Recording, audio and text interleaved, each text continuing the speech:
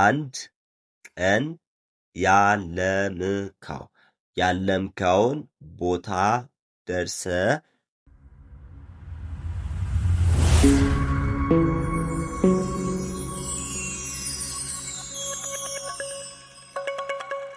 ሰላም እንዴት ናችሁ? እንደምን ቆያችሁ? ውድ የኢትዮ ቲዩተር ዩቲዩብ ቻናላችን ቤተሰቦቼ ሰላምታዬ በያላችሁበት ይድረሳችሁ። እንኳን ደህና መጣችሁ ወደ ኢትዮ ቲዩተር ዩቲዩብ ቻናል። በዚህ ቻናል የተለያዩ መሰረታዊ የአማርኛና እንዲሁም ደግሞ የእንግሊዝኛ ትምህርቶችም የምታገኙበት የዩቲዩብ ቻናል ነው ማለት ነው። ከዚህ በተጨማሪ ደግሞ ለህይወታችን በጣም መሰረታዊ የሆኑ ትምህርቶችን በየጊዜው የምታገኙበት ቻናል ነው ማለት ነው። ስለዚህ ሳብስክራይብ ካላደረጋችሁ ቤተሰብ ካልሆናችሁ ሳብስክራይብ በማድረግ ቤተሰብ እንድትሆኑ አበረታታችኋለሁ። ዛሬ ደግሞ እንደተለመደው እናንተን ያስተምራል ብዬ ያሰብኳቸውን ወደ 10 የሚሆኑ ለህይወታችን በጣም ጠቃሚና ምክር ሰጪ የሆኑ ሐሳቦችን ይዤላችሁ መጥቻለሁ ማለት ነው። እንደምትወዷቸው በጣም እርግጠኛ ነኝ። ከዛ በፊት ግን አንድ ደስ የሚል ዜና አለ። አማርኛ፣ እንግሊዘኛ በያላችሁበት ቦታ ሆናችሁ ከኛ ጋር ማጥናት መማር የምትፈልጉ ተማሪዎች በተለያየ አጋጣሚ የትምህርት ዕድል ያላገኛችሁት እንዲሁም ደግሞ ተምራችሁም ቢሆን ፐርፌክት ሆናችሁ ማንበብ መጻፍ የምትፈልጉ ተማሪዎች በታች ባስቀመጥንላችሁ ስልክ እየደወላችሁ በኢሞ በዋትሳፕ እየገባችሁ መማር መመዝገብ ትችላላችሁ ማለት ነው። ቀጥታ ወደ ቪዲዮ እንገባለን። እንግዲህ ውድ ቤተሰቦቻችን እዚህ ጋር እንደምትመለከቱት እነኚህ ከአንደኛው ጀምሮ እስከ 10 ያሉ ሐሳቦቹን ነው የምንመለከታቸው ማለት ነው። ቤተሰቦቻችን በጣም አስተማሪና ቁም ነገር አዘል የሆኑ ሐሳቦች ናቸው ማለት ነው። ስለዚህ እነዚህን ሐሳቦችን እያነበብን እያወራንበት ነው የምንሄደው ማለት ነው። ቤተሰቦች ከመጀመሪያይቷ ስንጀምር የመጀመሪያይቷ ምን ትላለች? እውነተኛ ፍቅር የምታወቀው ችግር እና መከራ ስመጣ ነው። አያችሁት? ቀስ ብዬ ማነብላችሁ። አንዳንዶቻችሁ ማንበብ ላይ የምትቸገሩ ካላችሁ ምናልባት በትክክል እያንዳንዷን እየጠራችሁ ማንበብ እንዳለባችሁ ለማሳየት ያህል ነው ማለት ነው። ቤተሰቦች ሐሳቧ ምን ትላለች? እውነተኛ ፍቅር የሚታወቀው ችግርና መከራ ስመጣ ነው ይላል። እውነተኛ ፍቅር የሚታወቀው ችግርና መከራ ስመጣ ነው ትላለች አንደኛይቷ። ይህ ማለት ምን ማለት ነው ቤተሰቦቻችን? ያው እንደምታውቁት እውነተኛ ወርቅ የሚፈተነው በእሳት ነው እንደሚባለው እውነተኛ ፍቅርም የሚፈተነው በችግር ጊዜ በመከራ ጊዜ ነው ማለት ነው ቤተሰቦቻችን። ለምሳሌ ከእናንተ ጋር በእውነተኛ በሚመስል ፍቅር የቆየ ሰው ወይም በውስጡ ትክክለኛ ፍቅር የሌለው ሰው የሆነ ችግር ሲመጣ የሆነ መከራ ስመጣ ተጋፍጦ እናንተን ከዛ መከራ ለማውጣት ወይም ከዛ ችግር ለማውጣት አይሰራም ማለት ነው። ያኔ ወደኋላ ማፈግፈግ ይጀምራል ማለት ነው ቤተሰቦቻችን። ስለዚህ እውነተኛ ፍቅር የሚታወቀው ችግርና መከራ ስመጣ ነው የምትሏ ሐሳብ የመጀመሪያይቷ ይህን ሐሳብ ለማሳየት ነው ማለት ነው ቤተሰቦቻችን። ስለዚህ ሁላችንም የምናውቀው ነገር ነው ማለት ነው። ይሄ ነገር አብዛኛው ሰው በጣም ማስመሰል ይችላል፣ ያስመስላል ማለት ነው። ልክ እናንተን እንደወደዳችሁ ወይም እንደሚወዳችሁ አድርጎ ሊያሳይ ይሞክራል። ግን ያ እውነተኛ የሚሆነው የሚታወቀው ችግር ወይም አስቸጋሪ ጊዜያቶች ወይም መከራዎች ሲመጡ ነው ማለት ነው። ቤተሰቦች በጣም አሪፍ። አንድ ላይ ስናነባት ምን ትላለች የመጀመሪያዊቷ ሐሳብ? እውነተኛ ፍቅር የሚታወቀው ችግርና መከራ ስመጣ ነው የምለውን ሐሳብ መጀመሪያዊቷ ላይ ተመልክተናል ማለት ነው። ውድ ቤተሰቦቼ አሁን ደግሞ ወደ ሁለተኛ ነው የምንመጣው ማለት ነው። እናንተ ከነቀደም ብላችሁ ማንበብ እንዳረሱ ከነቀደም ብላችሁ ስታነቡ የማንበብ ብቃታችሁን እያሳደጋችሁ ነው የምትሄዱት። ከዛ በኋላ ደግሞ አብረን ስናነብ ምንድን ነው የሚሆነው? እናንተ የተሳሳታችሁበትን እያስተካከላችሁ ራሳችሁን እያረማችሁ ነው የምትሄዱት ማለት ነው ቤተሰቦቼ። ስለዚህ ሁለተኛይቷ ምን ትላለች? ሰዎች ከአንገት በላይ በሚያሳዩት ነገር ተቀባይነት ያገኛሉ። ሰዎች ከአንገት በላይ በሚያሳዩት ነገር ተቀባይነት ያገኛሉ። አንዳንድ ጊዜ ነው፣ ይህ ሁሌ ሊሆን አይችልም ማለት ነው ቤተሰቦቻችን። ሰዎች ከሆዳቸው ወይም ከውስጣቸው ሳይሆን ከልባቸው ሳይሆን ከአንገት በላይ የሆነ ነገሮችን በማውራት ወይም ትኩረት በመሳብ ተቀባይነት ለማግኘት ይሞክራሉ ማለት ነው ቤተሰቦቻችን። ስለዚህ ይህ ነገር ትክክል አይደለም፣ ግን ብዙ ሰዎች የሚያደርጉት ይሄኛው ነው ማለት ነው። እናንተ በዚህ አይነት ነገር መሸወድ የለባችሁ ማለት ነው። ሰዎች ተቀባይነት ለማግኘት ትኩረት ለማግኘት ብዙ ጊዜ ምላሳቸውን ይጠቀማሉ። እውነተኛ ማንነታቸውን በማስቀመጥ ከአንገት በላይ በሚያሳዩት ማንነት አቴንሽን ለማግኘት ወይም ትኩረት ለማግኘት ይሰራሉ ማለት ነው። ስለዚህ ይሄኛውን እንድታቁ ብዬ ነው ያመጣውላችሁ። ሁለተኛይቷ ሀሳብ ምን ትላለች? ሰዎች ከአንገት በላይ በሚያሳዩት ነገር ተቀባይነት ያገኛሉ የሚለውን ሀሳብ ሁለተኛይቷ ላይ ተመልክተናል ማለት ነው። ውድ ቤተሰቦቻችን በጣም አሪፍና አስተማሪ የሆኑ ሀሳቦች ናቸው። ከነኚህ ሀሳቦች ከአስሮቹ የትኛው እንደወደዳችሁት ኮመንት ላይ መጻፍ እንዳረሱ። ሁሌም ቢሆን አንድ ሀሳብ አይታችሁ ቪዲዮን ስጨርሱ ኮመንት ላይ ማስቀመጥ እንዳረሱ ማለት ነው። ሀሳቡን መጻፍ ትችላላችሁ፣ ወይም ስንተኛው ቁጥር ላይ ያለችው ሀሳብ እንደሆነች በቁጥር መግለጽ ትችላላችሁ ማለት ነው። ቤተሰቦች ሰዎች ከአንገት በላይ በሚያሳዩት ነገር ተቀባይነት ያገኛሉ ወይም ተቀባይነት ለማግኘት ይሞክራሉ የሚለውን ሀሳብ ሁለተኛ ላይ ተመልክተናል ማለት ነው። ውድ ቤተሰቦቼ በጣም እንደምትወዷቸው እርግጠኛ ነኝ። አሁን ደግሞ ወደ ሶስተኛዋ እንመጣለን። ሶስተኛይቷ ሀሳብ ደግሞ እችን ትመስላለች። ምን ትላለች? ጊዜው ሲቀየር ከጊዜው ጋር ለመቀየር መሞከር አለባችሁ። ጊዜው ሲቀየር ከጊዜው ጋር ለመቀየር መሞከር አለባችሁ። አያችሁ፣ ይህ ማለት ምን ማለት ነው ቤተሰቦቻችን? የሆነ ጊዜ የሆነ ነገር በጣም ኖርማል በሚሆንበት ጊዜ አለ። ደግሞ ትንሽ ከቆየ በኋላ ያ ነገር ተቀይሮ ሌላ ነገር ወይም ሌላ ሁኔታ ይፈጠራል ማለት ነው። ስለዚህ ያንም እናንተ መቀየር አለባችሁ ማለት ነው ቤተሰቦቻችን። ይህ ማለት ምን ማለት ነው? ለምሳሌ በዚህ ዘመን አሁን ማንም ሰው በመኪና ነው አይደለም መጓዝ የሚችለው። እንደ ድሮ በፈረስ የሚጓዝ ሰው የለም አይደለ? ልክ እንደዛ ወደ መኪና ሰዎች ሲቀየሩ እናንተም ያላችሁትን ነገር ወደዛ መቀየር ወይም ወደ አዲሱ ነገር ቶሎ መቀየር አለባችሁ ማለት ነው ቤተሰቦቻችን። ጊዜው ሲቀየር ከጊዜው ጋር ለመቀየር መሞከር አለባችሁ ወይም አለብን የሚለው ሀሳብ ነው ማለት ነው። ሶስተኛይቱ ሀሳብ፣ ይህ ሀሳብ ለሁሉም ሰው ነው ማለት ነው። የሆነ ነገር ሲቀየር እኛም ደግሞ ሽፍት አድርገን ቶሎ መቀየር አለብን ማለት ነው ቤተሰቦቻችን። በጣም አሪፍ። ሶስተኛይቱ ሀሳብ እችን ትመስላለች። አሁን ደግሞ አራተኛይቷን ሀሳብ እንመለከታታለን። አራተኛይቷ ሀሳብ ምን ትላለች ቤተሰቦቻችን? አንድ ቀን ያለምከውን ቦታ ደርሰ ፈጣርን ታመሰግናለህ። ልድገምላችሁ ቤተሰቦቻችን፣ በጣም የወደድኳት ሀሳብ ናት። አንድ ቀን ያለምከውን ቦታ ደርሰ ፈጣርን ታመሰግናለህ ይላል። አንድ ቀን ያለምከውን ቦታ ደርሰ ፈጣሪን ታመሰግናለህ ይላል። ይህ ማለት ምን ማለት ነው ቤተሰቦቻችን? ብዙዎቻችን ለመድረስ የምናልምበት ቦታ አለ አደለ? ወይም ሁላችንም ለመድረስ የምንመኝበት ቦታ አለ ማለት ነው። ስለዚህ አንድ ቀን እዛ ቦታ ደርሰ የምትመኝበትን ቦታ ደርሰ በእግር ረግጠ ወይም በዛ ቦታ ተቀምጠ ፈጣሪን ታመሰግናለህ። ይህም ቦታ ለመድረስ ብዬ ብዙ ጸልዬ ነበረ፣ ግን እግዚአብሔር ይመስገን አሁን ደርሻለሁ እያልክ ፈጣሪን ታመሰግናለህ ማለት ነው ቤተሰቦቻችን።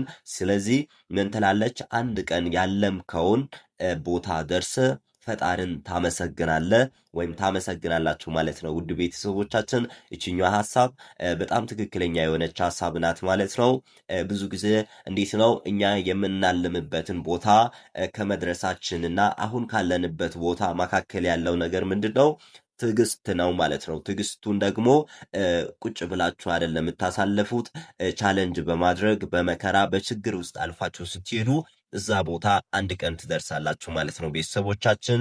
በጣም አሪፍ። ኦኬ፣ አሁን ደግሞ ወደ አምስተኛይቷ እናመራለን። አምስተኛይቷ ሀሳብ ደግሞ እችን ትመስላለች ቤተሰቦቻችን። ምን ትላለች? መልካምነትህ ከሰዎች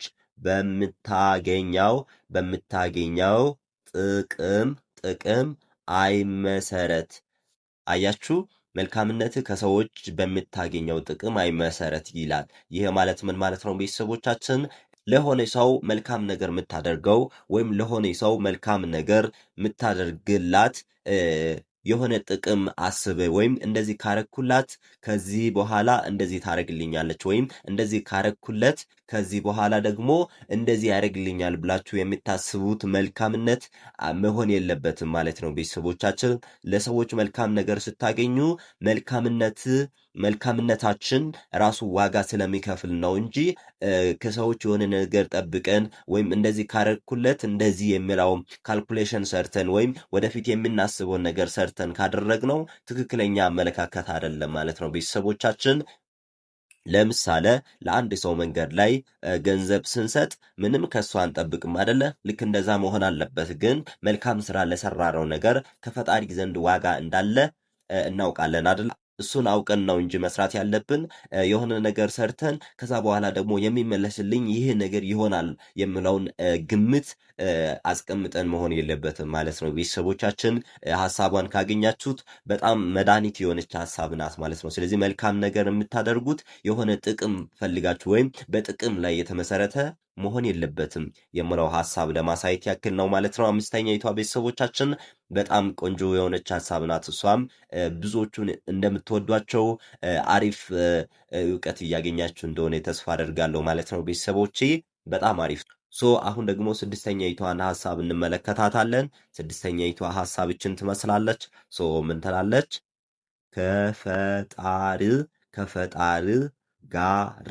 ጋር ያለው ግንኙነት ከቀነሰ እየወደክ መሆኑ ነው። ከፈጣሪ ጋር ያለው ግንኙነት ከቀነሰ እየወደክ መሆኑ ነው። አያችሁ? ወይም እየቀነሰ ከመጣ እየወደቃችሁ እንደሆነ ነው ማሰብ ያለባችሁ ማለት ነው። ቤተሰቦቻችን የትኛውም ቦታ ላይ ብንሆን፣ የትኛውም የእድሜ ደረጃ ላይ ብንሆን፣ እንዲሁም ደግሞ የትኛውም በኢኮኖሚ ደረጃ ላይ ብንሆን፣ በጣም ብዙ ባለጠግነት ያለን ሰዎች ሁላ ብንሆን ማለት ነው ቤተሰቦቻችን ከፈጣሪያችን ጋር ያለው ሪሌሽንሺፓችን ወይም ግንኙነታችን እየደከመ ከመጣ ህይወታችን በዛው ልክ እየደከመ ነው የሚመጣው ማለት ነው ቤተሰቦቻችን። ይህ ማለት ምን ማለት ነው?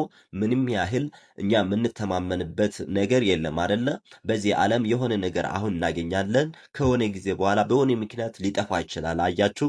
ስለዚህ ግን ለዘላለም የማይጠፋ ፈጣሪ ጋር ያለውን ሪሌሽንሺፓችን በደንብ ማጠንከር አለብን ማለት ነው ቤተሰቦቻችን። በጣም አሪፍ። ስለዚህ እችኛዋ ደግሞ በጣም የወደድኳት ሀሳብ ናት። ስድስተኛይቱ ሀሳብ ቆይ ደግሜ ላንብብላችሁ። ከፈጣሪ ጋር ያለው ግንኙነት ከቀነሰ እየወደክ መሆኑ ነው፣ ወይም እየወደክ መሆኑን እወቅ። ግንኙነቱ እየቀነሰ በመጣ ቁጥር አንተም ወደ ውድቀት እየመራ እንደሆነ ማወቅ ወይም መገንዘብ አለብህ ማለት ነው። ቤተሰቦች በጣም አሪፍ። ስድስተኛይቷ ሀሳብ እችን ትመስላለች። ወደ ሰባተኛይቷ ደግሞ እናመራለን። ሰባተኛይቷ ሀሳብ እችኛዋ ናት ማለት ነው። ቤተሰቦች ምን ትላለች? ባይዘዌ ግን ሰብስክራይብ የሚለው ቃል ከእንግሊዝኛ ቃል የመጣ ሲሆን ትርጉሙም ተመችቶኛል፣ ተስማምቶኛል፣ አመሰግናለሁ ማለት እንደሆነ ታውቃላችሁ። ብዙ መልፋት ባለጠጋ አያደርግም፣ በጥበብ መስራት እንጂ። አያችሁ፣ ብዙ መልፋት ባለጠጋ አያደርግም፣ በጥበብ መስራት እንጂ ይላል። አያችሁ ሰባተኛይቱ ሀሳብ ምን እንደሆነች ቤተሰቦቻችን። ብዙ መልፋት ባለጠጋ አያደርግም በጥበብ መስራት እንጂ ይላል። ስለዚህ ይሄ ማለት ምን ማለት ነው ቤተሰቦቻችን? ብዙ መስራት በጣም አሪፍ ሆኖ ግን ብዙ ከመስራት ይልቅ በጥበብ መስራት ባለጠጋ ያደርጋል ማለት ነው ቤተሰቦቻችን። አሁን እንደምታውቁት እናንተ በጣም ብዙ ቀን ሙሉ ለምሳሌ ቀን ስራ ምናምን የሚሰሩ ሰዎች ቀን ሙሉ እየሰሩ ነው የሚውሉት ማለት ነው። እነሱ ለምሳሌ ብዙ አይሰሩ ማለት አይደለም፣ በጣም ይሰራሉ። ግን ከነሱ በጣም ትንሽ ጊዜ የሚሰሩ ሰዎች ደግሞ በጣም ብዙ ባለጠጎች አሉ ማለት ነው ቤተሰቦቻችን። ስለዚህ ስራ ባለጠጋ የሚያደርግ ስራ ብዙ እየሰራን ቀንና ማታ እየለፋን መስራታችን ሳይሆን በጥበብ ነገሮችን መስራት ባለጠጋ ያደርጋል ማለት ነው ቤተሰቦቻችን። ስለዚህ ብዙ መልፋት ባለጠጋ አያደርግም በጥበብ መስራት እንጂ ይላል። ስለዚህ ይህኛው ሐሳብም ትክክለኛ ሐሳብ ነው ማለት ነው። በጥበብ እንዴት ነው የምንሰራው የሚለው እሱ ዋናው ጥበቡን ነው ማለት ነው። እሱን ካወቅን ጥበቡን አወቅን ማለት ነው ቤተሰቦቻችን። ብዙ ከመስራት ወይም ብዙ ከመልፋት ይልቅ ባለጠጋ የሚያደርገን በጥበብ መስራት ነው ማለት ነው ቤተሰቦቼ። ሰባተኛይቱ ሐሳብ እችን ትመስላለች። አሁን ደግሞ ወደ ስምንተኛይቱ ሐሳብ እናምራለን ቤተሰቦቻችን። ይህን ሐሳብ ማመጣላችሁ እናንተ ለህይወታችሁ በጣም ጠቃሚ ነገር መጀመሪያ እንድታገኙ፣ ከዛ ደግሞ ማንበብ ላይ የምትቸገሩ ተማሪዎች እንደዚህ አይነት የሚያበረታቱ ለህይወታችን ጠቃሚ የሆኑ ሐሳቦችን እያነበባችሁ እንድትነቃቁና የማንበብ ጥበባችሁን እንድታሳድጉ ነው። ከዛ ደግሞ መጽሐፍ ላይ የምትቸገሩት እናንተም እንደዚህ አይነት ሐሳቦችን አይታችሁ በራሳችሁ ለመጻፍ የሰማችሁትን ደብተር ላይ ከዚህ እየሰማችሁ እየጻፋችሁ እንድትሞክሩ ነው ማለት ነው ቤተሰቦቼ። በጣም አሪፍ። ሰባተኛይቱ ሐሳብ እችን ትመስላለች። እስከ 7 ካየናቸው ሐሳቦች የትኛዋን ይበልጥ እንደወደዳችሁ ኮመንት ላይ ጻፉልኝ ማለት ነው ቤተሰቦች። አሁን ወደ ስምንተኛው እንሄዳለን። ስምንተኛይቱ ሐሳብ ደግሞ እችን ትመስላለች ቤተሰቦቻችን። ምን ትላለች ስምንተኛይቷ? ጊዜሽን የምትጨርሺው ሰው በትርፍ ጊዜ የሚፈልግሽ አይሁን ይላል። ጊዜሽን የምትጨርሺው ሰው በትርፍ ጊዜ የሚፈልግሽ አይሁን። አያችሁ፣ አንዳንድ ጊዜ ይሄ ሐሳብ እኔ ለሴት አድርጌ ነው ያመጣሁት፣ ግን ለሁሉም ሰው ማለት ነው። ለምሳሌ ጊዜህን የሚጨርሰው ሰው አንተን በትርፍ ጊዜው የሚፈልግ ሰው አይሁን ይላል። ይህ ማለት ምን ማለት ነው ቤተሰቦቻችን? ጊዜሽን የምትጨርሺው ወይም ጊዜን የምትሰጪው ሰው እናንተን በትርፍ ጊዜያችሁ የሚፈልግ ሰው ከሆነ እናንተ እየባከናችሁ ነው እንጂ በትክክለኛ ግንኙነት ላይ ወይም ትክክለኛ ሰው ጋር እያወራችሁ ጊዜ እየሰጣችሁ አይደላችሁ ማለት ነው ቤተሰቦቻችን።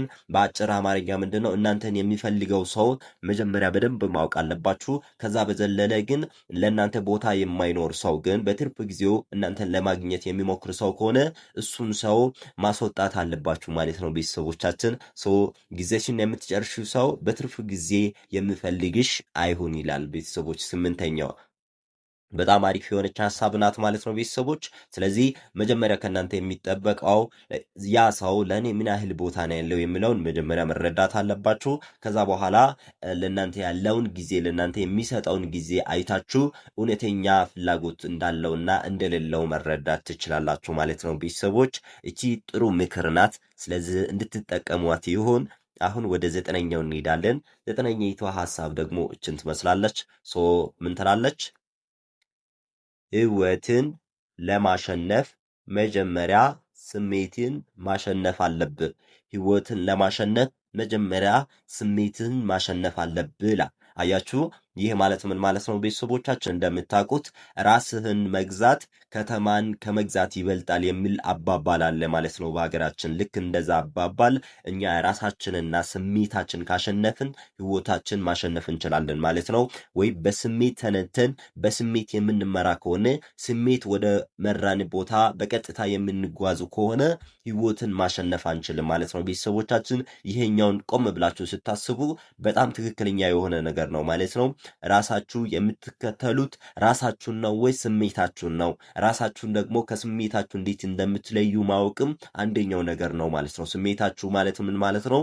መጥፎ ነገርም ቢሆን መጥፎ ቦታ እናንተ ስጋ እንደመራችሁ በትክክል ዝም ብላችሁ ከገባችሁ ስሜታችሁን እየተከተላችሁ ነው ማለት ነው ቤተሰቦቻችን። ስለዚህ ከስሜታችሁ አልፋችሁ ራሳችሁን መከተል ስትጀምሩ ወይም ራሳችሁን ማሸነፍ ስትጀምሩ ህይወትን ለማሸነፍ ቀላል ነው የሚሆነው ማለት ነው ቤተሰቦቼ።